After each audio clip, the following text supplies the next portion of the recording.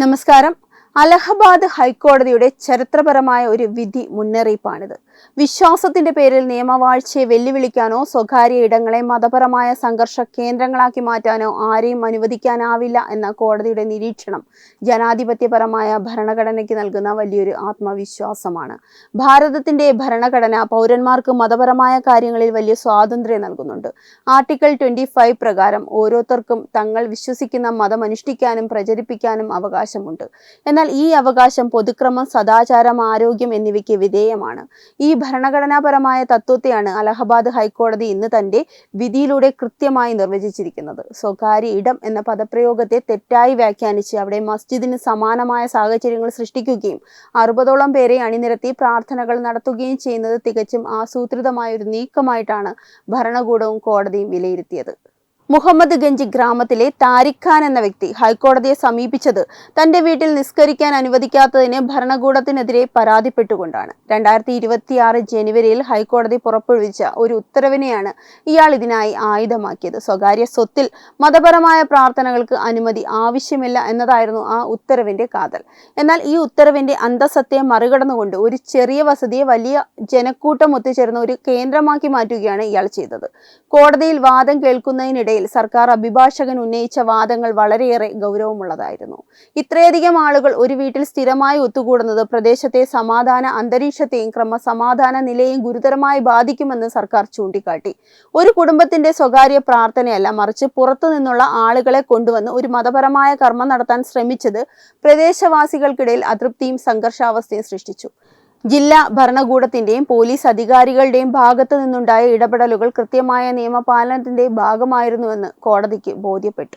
ഇതിനെതിരെ കോടതി അലക്ഷ്യ നടപടി വേണമെന്നാവശ്യപ്പെട്ട ഹർജിക്കാരന്റെ വാദം കോടതി തള്ളിക്കളഞ്ഞു. വ്യക്തി സ്വാതന്ത്ര്യം എന്നാൽ തനിക്ക് തോന്നുന്നത് പോലെ പ്രവർത്തിക്കാനുള്ള ലൈസൻസ് അല്ല. എന്റെ സ്വാതന്ത്ര്യം മറ്റൊരാളുടെ സ്വാതന്ത്ര്യത്തിന് തടസ്സമാകരുത്. വീട് ഒരു സ്വകാര്യ ഇടമാണ്, ശരി. എന്നാൽ ആ വീട്ടിൽ 60ലധികം ആളുകളെ സ്ഥിരമായി വിളിച്ചുകൂട്ടി പ്രാർത്ഥന നടത്തുന്നത് ആ വീടിന്റെ സ്വഭാവത്തെ തന്നെ മാറ്റുന്നു. അത് ഒരു ആരാധനാലയമായി മാറുകയാണ് ചെയ്യുന്നത്. ആരാധനാലയങ്ങൾ പണിയുന്നതിനും അത് പ്രവർത്തിപ്പിക്കുന്നതിനും കൃത്യമായ നിയമമുണ്ട്. തദ്ദേശ സ്വയംഭരണ സ്ഥാപനങ്ങളുടെ അനുമതിയുമുണ്ട്. ഇതെല്ലാം മറികടന്നുകൊണ്ട് സ്വകാര്യ വീടുകളെ ആരാധനാലയങ്ങളാക്കി മാറ്റുന്നത് നിയമവാഴ്ചയോടുള്ള വെല്ലുവിളി തന്നെയാണ്. വ്യക്തി സ്വാതന്ത്ര്യത്തിന്റെയോ സ്വകാര്യ സ്വത്തവകാശത്തിന്റെയോ മറവിൽ പൊതുക്രമവും സമാധാനവും അപകടത്തിലാക്കാൻ കഴിയില്ല. ഈ ഒരു വാചകം മതിയാകും ഹൈക്കോടതിയുടെ കർശനമായ നിലപാട് മനസ്സിലാക്കാൻ. ഇനി മുതൽ ആർക്കും ഞാൻ എൻ്റെ വീട്ടിൽ പ്രാർത്ഥിക്കുന്നു എന്ന് പറഞ്ഞ് ആൾക്കൂട്ടത്തെ സംഘടിപ്പിക്കാൻ സാധിക്കില്ല. ഏതൊരു കൂട്ടായ്മയും ക്രമസമാധാനത്തെ ബാധിക്കുന്നുണ്ടോ എന്ന് പരിശോധിക്കാൻ ഭരണകൂടത്തിന് പൂർണ്ണ അവകാശവുമുണ്ട്. താരിഖ് ഖാൻ കോടതിയിൽ നൽകിയ മാപ്പപേക്ഷയും ശ്രദ്ധേയമാണ്. ഇനി മുതൽ തൻ്റെ വീട്ടിൽ നിസ്കാരത്തിനായി വലിയ ജനക്കൂട്ടത്തെ ഒത്തൊരുമിച്ച് കൂട്ടില്ല എന്ന് അദ്ദേഹം രേഖാമൂലം എഴുതി നൽകി. ഒരു വശത്ത് മാപ്പപേക്ഷയിലൂടെ കുറ്റം ഏറ്റുപറയാൻ നിർബന്ധിതനാകുമ്പോൾ തന്നെ മറുവശത്ത് ആവർത്തിച്ചാൽ ജയിലിൽ പോകേണ്ടി വരുമെന്ന മുന്നറിയിപ്പും ലഭിച്ചു കഴിഞ്ഞു. ഭാരതീയ ജനത പൊതുവെ നിയമത്തെ ബഹുമാനിക്കുന്നവരാണ്. എന്നാൽ ചില പ്രത്യേക താല്പര്യങ്ങൾക്കായി നിയമത്തെ വളച്ചൊടിക്കാൻ ശ്രമിക്കുന്നവരെ സമൂഹം തിരിച്ചറിയേണ്ടതുണ്ട്. സ്വകാര്യ സ്വത്തിൽ മതപരമായ താല്പര്യങ്ങൾ അല്ലെങ്കിൽ മതപരമായ കാര്യങ്ങൾ നടത്തുന്നത് മൗലിക അവകാശമാണെന്ന് പറഞ്ഞ് വാദിക്കുന്നവർ അത് മറ്റുള്ളവരുടെ അവകാശങ്ങളെ എങ്ങനെ ബാധിക്കുന്നു എന്ന് ചിന്തിക്കുന്നില്ല. അയൽവാസിയുടെ സമാധാനം, ട്രാഫിക് തടസ്സം, ശബ്ദ മലിനീകരണം തുടങ്ങി പല ഘടകങ്ങൾ ഇത്തരം കൂട്ടായ്മകൾ വഴി ഉണ്ടാകുന്നുണ്ട്. ഇവയൊന്നും മതപരമായ സ്വാതന്ത്ര്യത്തിന്റെ ഭാഗമായി ന്യായീകരിക്കാൻ കഴിയില്ല. അലഹബാദ് ഹൈക്കോടതിയുടെ ഈ വിധി ഒരു പുതിയ മാതൃക മുന്നോട്ട് വയ്ക്കുന്നു. സ്വകാര്യ ഇടങ്ങൾ പൊതു ഇടങ്ങളായി മാറ്റുന്നത് നിരുത്സാഹപ്പെടുത്തണം. ഭരണഘടനാപരമായ അവകാശങ്ങൾ ഉപയോഗിക്കുമ്പോൾ തന്നെ അതിന് സാമൂഹികമായ ഉത്തരവാദിത്തമുണ്ടെന്ന് ഓരോ പൗരനും തിരിച്ചറിയണം. സമാധാനപരമായ സഹവർത്തിത്വത്തിന് നിയമത്തിന്റെ ചട്ടക്കൂട് അത്യാവശ്യമാണ്. ഈ വിധി ഉത്തർപ്രദേശിലെ മാത്രമല്ല രാജ്യത്തൊട്ടാകെയുള്ള സമാനമായ പ്രശ്നങ്ങൾക്ക് ഒരു വഴികാട്ടിയായി മാറും.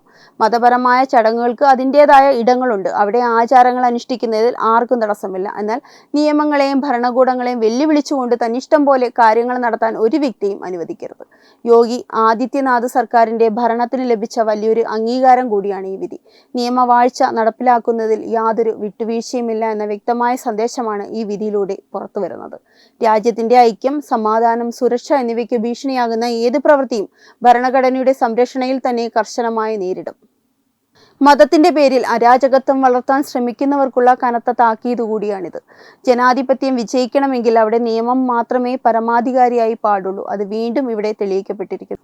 വരും നാളുകളിൽ ഇത്തരം കോടതി വിധികൾ രാജ്യത്തെ കൂടുതൽ സുരക്ഷിതവും അച്ചടക്കവുമുള്ളതായി മാറ്റുമെന്നതിൽ സംശയമില്ല.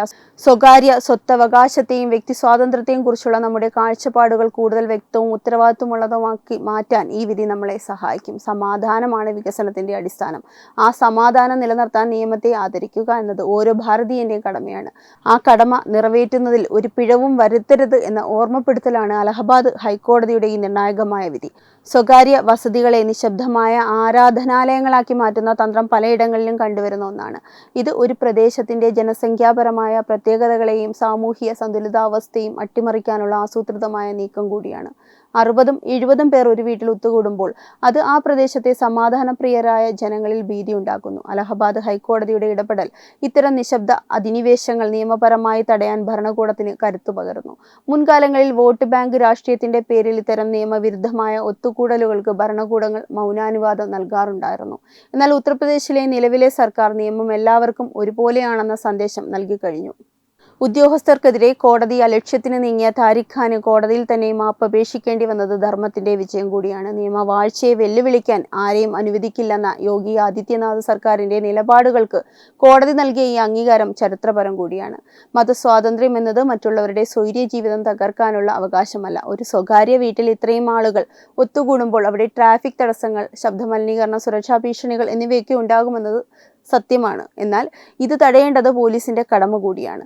കോടതിയുടെ ഈ ഉത്തരവ് വ്യക്തമാക്കുന്നത് ഇതുതന്നെയാണ്. നിയമം കയ്യിലെടുക്കാൻ ആരെയും അനുവദിക്കില്ല. വ്യക്തി സ്വാതന്ത്ര്യം എന്നത് ഭരണഘടന നൽകുന്നതാണെങ്കിൽ ആ ഭരണഘടന തന്നെ അനുശാസിക്കുന്ന നിയന്ത്രണങ്ങൾ പാലിക്കാൻ എല്ലാവരും ബാധ്യസ്ഥരാണ്. ഒരു രാജ്യം വികസിക്കണമെങ്കിൽ അവിടെ സമാധാനവും അച്ചടക്കവും വേണം. മതത്തിന്റെ പേരിൽ അനാവശ്യമായ ഒത്തുചേരലുകൾ നടത്തി അശാന്തി പടർത്തുന്നവർക്കെതിരെയുള്ള മറുപടി കൂടിയാണ് അലഹബാദ് ഹൈക്കോടതി നൽകിയിരിക്കുന്നത്. BJP സർക്കാർ വിഭാവനം ചെയ്യുന്ന ഏകഭാരതം ശ്രേഷ്ഠ ഭാരതം എന്ന ലക്ഷ്യത്തിലേക്കുള്ള പ്രയാണത്തിൽ ഇത്തരം വിധികൾ ഏറ്റവും നല്ല ഊർജ്ജം നൽകുന്നു.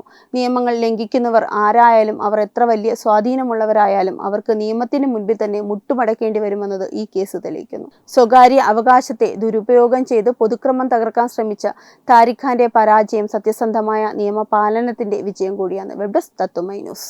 HIV അണുബാധ സന്തോഷപൂർണമായ ഒരു ജീവിതത്തിന് തടസ്സമല്ല. HIV അണുബാധയ്ക്ക് ഫലപ്രദമായ ചികിത്സ ഇന്ന് ലഭ്യമാണ്. ഇതിന് യഥാസമയം അണുബാധ കണ്ടെത്തുന്നതും കാലേക്കൂട്ടി ചികിത്സ നടത്തേണ്ടതും അത്യാവശ്യമാണ്. സൗജന്യമായ ചികിത്സയും മാർഗനിർദ്ദേശങ്ങളും സർക്കാർ ആശുപത്രികളിലെ ART അഥവാ ഉഷസ് കേന്ദ്രങ്ങളിൽ ലഭ്യമാണ്. ആരോഗ്യ സംരക്ഷണം ഓരോരുത്തരുടെയും ഉത്തരവാദിത്തമാണ്.